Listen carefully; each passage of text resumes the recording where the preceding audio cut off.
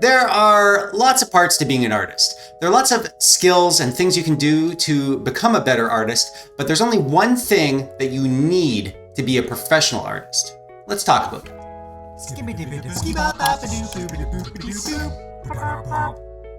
Tim Hortons product shot. I'm a Canadian. We love our Tim Hortons, just so you know. That's the stereotype, and it's completely true. If you're new here, hello and welcome. My name is Doodlemachine. Thank you for joining me for another artsy chat. I've been a full-time freelancer and professional illustrator for over 13 years now, and I've learned a few things along the way. Stick around, and I promise you'll learn something too, or at least have some fun. Today we're going to be talking about the only thing that you need to be a professional artist. So here's the only thing you need to be a professional artist. It's right here. It's a spoon. Why is a spoon so important? Because spoons let you eat cereal, and cereal is part of breakfast. And breakfast is the most important meal of the day, and the day is when you make art. So there you go. That's all you need. Like, comment, and subscribe for more great tips, and we'll see you next time. Kidding. This is a serious video, so no more jokes. Let's get on to the real stuff. Right after I finish my breakfast.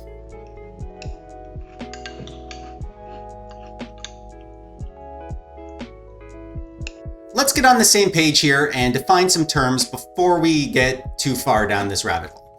So, what is an artist? An artist is someone who makes art. Art is any act of expressing creativity. Chances are, if you're watching this video, that you're already an artist. Just maybe not a professional artist. Maybe you like to make paintings, or maybe you like to draw, maybe you make digital art, or even sculpture, or whatever. If that's you, then listen up. This video is for people who are already artists, but just because you're an artist doesn't mean you're a professional artist. So what's the difference? A professional artist is someone who, get this, makes art professionally. That means it's their job. Now, a job that doesn't pay much money, that's not much of a job. So for the purpose of this discussion, I'm going to define professional artist as someone who gets the majority of their income from artistic pursuits. This is someone who makes a living making art. They make and sell art to pay their bills, to buy groceries, to pay their rent, buy video games and hamster food, whatever. So if you'd like to be able to make money from your art and buy your hamster the best food, then listen up, because this video is for you and I hope it can help you out. So what do you need to be an artist? Artists need lots of skills to be artists, and I'm not here to tell you how to be an artist. That's something for you to figure out on your own. All artists need to know how to do their craft, and they don't have to be good at it to be a professional. I mean, I know lots of artists who aren't the best at drawing and painting, because those are the skills you need to be an artist, but they're not as important as the one thing that you need to be a professional. For example, painters, they need to know how to use and care for their brushes, the different types of paint, how to use oil paint versus watercolor paint, how to create a painting from scratch, how to mix colors from their paints, how to apply the paints on the canvas in different ways to create different effects, how to use different brushes to create different strokes, and how to smooth transitions. They need to know about color theory, which colors work together. They need to know about light and shadow. These are all skills that painters need to make paintings, but they're not the skills they need to be a professional. You can be the best painter in the world, but unless you do what you need to do to take your art from being a hobby to a career, I mean, if nobody buys your art or pays you for your skills, then you're not a professional. You can't buy hamster food with paintings, so how do you start making money from your art? There are lots of ways to make money from being an artist, and I'm not going to list all the ways because it's going to be different for each type of artist. I mean, the way a painter makes money is completely different than the way an illustrator makes money, or a comic book artist, or an animator.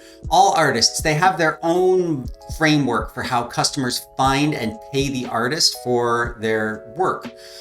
There are online courses and schools that will teach you how to market your work and how to promote yourself, how to create a portfolio, how to find customers, all these things that are important for selling your skills and your art. I'm going to be doing videos on lots of these topics, so subscribe so you don't miss out. But that's not what we're here to talk about. Okay, let's get to the point of the video. Like I said, this is the only thing you need to be a professional artist, and it applies to any type of artist. It's not specific, it's a general rule that you can use to become an artist that makes a career out of their craft, no matter what type of artist they are. And that one thing is, fake it till you make it. Okay, hear me out here, because this is really important concept that you can use in many areas of your life. And it will definitely help you make a career out of your passion, no matter what type of artist you are. I'm gonna show you how this works and give you some examples of how it's helped me make a career out of my art. There's this one scene in a TV show that I love called Adventure Time that sums this up perfectly. Hey, Davey, where do you want these logs? Oh, just attach it to the cabin like how it should be. So it looks like a cabin. I just love that. When Finn says, just put it over there, you know, where it should go, so it looks like a cabin. He doesn't know how to build a cabin, but he knows what a cabin should look like. So he forges ahead with like full confidence that as long as he makes it look like a cabin, it'll be a cabin. And it probably eventually he'll come up against some problems and overcome them because he knows what his goal is. He wants his cabin to look like the cabin that he has in his mind. And he's totally fine with faking it until he makes it. Literally, until he makes his cabin. But this can apply to almost any area of life, even your career. So let's start with, what does it mean to fake it till you make it? Faking it is what it's called when you imitate something that you want to mimic. And making it is what we call it when you achieve the success that you want to achieve. So faking it has sort of negative connotations. We don't like fakes in life, you know, you don't like fake things. If something's fake, it's usually seen as bad. But that's not what it's like in this case. In this case, faking it is more than pretending to be something you're not. It's about imitating the confidence and the competence that you see in the leaders in your artistic community. So why does it work? It's not about pretending that you can do something you can't. It's about being confident in the skills that you already have, the skills that as an artist, you're always building on. It's about being so confident that your customers and clients feel like they're hiring a professional, even if you're just starting out. It just works. It works because when you're a customer or a client looking for products or skills of an artist, working with someone who acts like a professional is usually enough to give you the confidence that they're right for you to work with. This is so important because it supersedes the actual act of making the art. I mean, not so good artists have had tons of success because they're masters of faking it. It happens all the time. Trust me, a lot more than you think. They just carry themselves with that confidence they need to convince everyone that they're already successful and worthy of their time. So I said I'd give you some examples. And these are examples from my life. So I found some early success in my career making digital illustrations that I made for clients that I found online through posting my work on various websites and portfolios and things. Obviously, at the start, I didn't have any work that I made for customers. I mean, I was just starting out and I hadn't done any projects. I already learned how to make art. I went to art school, but I had no actual experience working with customers or selling myself as an artist. So I had to fake it. I made a website that looked as if I were already running a successful illustration business. I promoted myself as an artist, but also as a graphic designer and animator. Even though I had only learned a little bit about graphic design and animation, and I hadn't actually turned my skills into any client work. I just had a few little samples of my personal stuff. But once the projects started coming in, I had lots to learn. And I did. The projects came to me, I accepted them, and for each project, I learned everything as I went, and in the end, I totally faked it until I made it. Then a little bit later on, I wanted to dabble in making traditional paintings and maybe hang them in galleries. So again, I didn't have the skills or the knowledge of how to make the gallery scene work for me. I just had to fake it. So I started painting. Every day I would You know, just like how Finn wanted his cabin to look like a cabin, so he did the things that you should do to make his thing look like the thing. Every day I would do what an artist did. So I would just wake up and paint all day long. At first, my paintings weren't much good, to be honest, but eventually I made enough successful paintings that I had a small collection and I could start contacting galleries to show my stuff. I posted my work online and eventually I found a few places to hang my work. And that snowballed into bigger and bigger gigs until I had my first solo art show in a gallery in my hometown. Though I had the whole gallery to myself. It was so cool. I had a big window display and we had a grand opening and there were tons and tons of people there and live music, and I sold paintings and prints of my paintings. And it all started from me just deciding that I wanted to be the type of artist who shows their work in galleries. And it started with me faking it until I made it. One more example here. I posted my work about my gallery show on my website. Then a new client found me through that post on my website. There was a conference for this big company in the town where I had my show, and they needed an illustrator to do, they were asking for live drawings. They wanted an artist to be there drawing on a big mural while the conference was going on, and the stuff they wanted the artist to be drawing was all stuff that they were talking about in the conference. So they asked me straight up, have you ever done live drawings?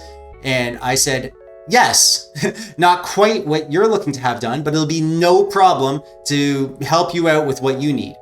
So they accepted it. They saw my work and they saw my confidence that yes, I can absolutely do that. So they put me up in a hotel the night before the conference. And in my hotel room that night, I had a bit of a panic attack. Maybe you've heard of the imposter syndrome, where I was worried that I was maybe a big fake, that I didn't actually have the skills that I needed to do this thing, and that I was going to embarrass myself in front of hundreds of people.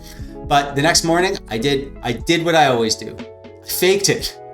I showed up and I pretended to be a confident, skilled artist, and it went amazing. It was awesome. I had a great time and they were really, really happy with the work. I was drawing caricatures of people and they were coming up and they would take their caricatures home and they loved it. The company said they were super, super happy with the work and they put it up on their website and everything like that. And it was because I faked it. It didn't matter that I faked it, because when push came to shove, I did the best work I could and I trusted in myself and had the confidence, and because of that, it turned out great. Even here on YouTube. I mean, I want to be a YouTuber. That's why I'm making these videos. This is kind of a little part-time project for me. I want to share information. I want, to help people out, but I also want to be a YouTuber. I want to, have this something that I do. So what's the best way to be a YouTuber? Is it by taking YouTube classes and getting a YouTube teacher to explain what a good YouTube video looks like? How to make a good video for YouTube? Maybe. Not for me. I'm gonna fake it till I make it. It's like building the cabin. Oh, just attach it to the cabin like how it should be. So it looks like a cabin. Here I am, I'm doing what YouTubers do. I'm making videos that look like YouTube videos, so that I look like a YouTuber who's making YouTube videos. And eventually I'll be a YouTuber who makes YouTube videos. I haven't made it yet, obviously. If you see my subscribers, I'm not there yet, by no stretch of the imagination. I've only just started though. But it's inevitable. If I stick with it, if I keep faking it, I will make it. And you can do this too. You can fake it till you make it. Whatever you want to do, whatever kind of artist you want to be, whatever kind of professional you want to be, you just have to fake it and you will make it. It's so simple. It's the only thing you need to be a professional artist. Just act like the artist that you want to be.